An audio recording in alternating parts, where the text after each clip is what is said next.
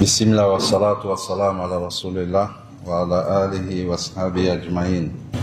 Nous remercions Allah subhanahu wa ta'ala qui nous a fait musulmans. Nous remercions Allah subhanahu wa ta'ala qui nous a comptés parmi les musulmans.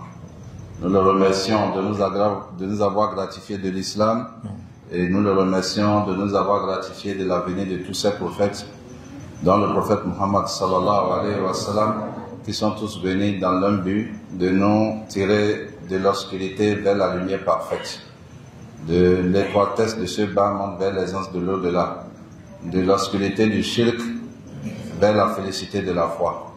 Mes chers frères en islam, nous remercions aussi le chef de nous avoir donné la chance de pouvoir se présenter devant vous ici, Dr Suleiman, qui nous a donné la chance de pouvoir vous présenter ce thème ce soir, qu'Allah le préserve aussi.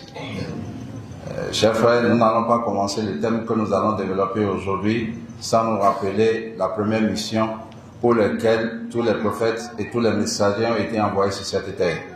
Pour nous rappeler qui nous sommes, pour nous rappeler quel est le premier droit et quelle est notre obligation sur cette terre. Pourquoi Allah subhanahu wa ta'ala nous a créés. Nous avons l'obligation de nous rappeler cela, car c'est la première des choses que Allah subhanahu wa ta'ala a demandé à tous les prophètes avant de commencer toute chose, de pouvoir se rappeler, de pouvoir faire comprendre et de pouvoir faire accepter, de pouvoir faire pratiquer. Donc la première mission de tous ces prophètes, de tous les prophètes qu'Allah a envoyés, de tous les messagers, c'est de cela nous allons d'abord commencer par nous rappeler cela, parce que notre vie en dépend, notre survie en dépend. Tout ce que nous avons, tout ce que nous allons dire n'aura pas de valeur si cette première mission-là n'est pas accomplie, si cette première mission-là n'est pas comprise, si cette mission-là n'est pas pratiquée, si nous ne faisons pas un effort de pouvoir nous conformer à cette première mission qui est la mission de tous les prophètes. Allah subhanahu wa ta'ala nous parle dans le Coran, dans la sourate Nahl, chapitre 16 au verset 36. Allah dit ceci: wa laqad ba'athna fi kulli ummati rasulan an ya'budu Allaha wa yajtanibu at-taghut. Allah subhanahu wa ta'ala dit: nous avons envoyé tous les prophètes partout pour nous demander d'adorer Allah et de nous éloigner de quoi? De l'adoration de Taghut. C'est-à-dire l'adoration de quoi? De l'associanisme. Nous éloigner de tout ce qui peut nous permettre, nous amener à associer Allah subhanahu wa ta'ala. Donc mes chers frères en islam, la première mission c'est de faire tout possible et de faire une étude de soi-même pour voir à quel niveau tu es avec Allah subhanahu wa ta'ala. Parce que quand ça là n'est pas réglé, tout le reste devient zéro. Même si tu es bien de tous les côtés et que le shirk est dans ton bagage, alors là tu as des problèmes. Donc le tawhid, c'est la première des choses la plus importante dans la vie de l'être humain. C'est pour ça que nous avons été créés. Allah subhanahu wa ta'ala parlait dans la sourate Zariyat, il dit: wa ma khalaqtu jinna wa insa illa liya'budun. Donc nous avons été créés uniquement que pour cela.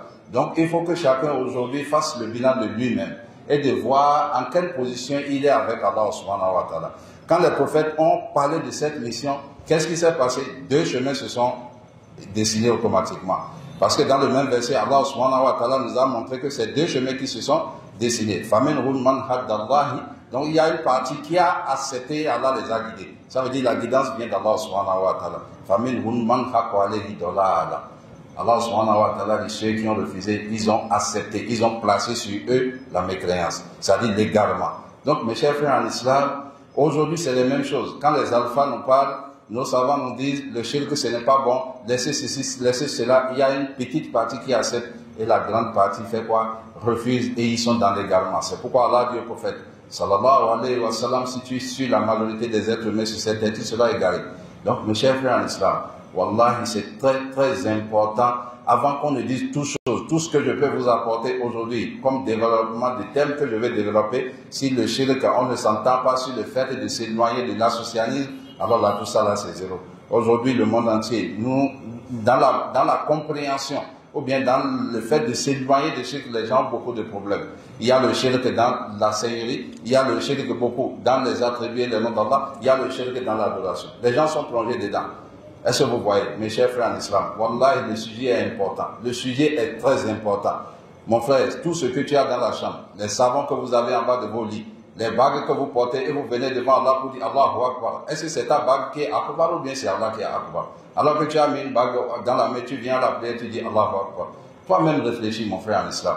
Hein, le marabout qui te fait des choses, si lui-même il pouvait se sauver, il ne va pas prendre ton argent avant de te fabriquer ce qu'il fabrique.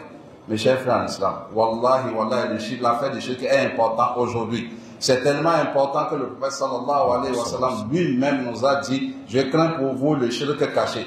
Le shirk qui est tellement caché plus qu'une fourmi noire dans la nuit noire sur une montagne noire. Tu veux le voir comment?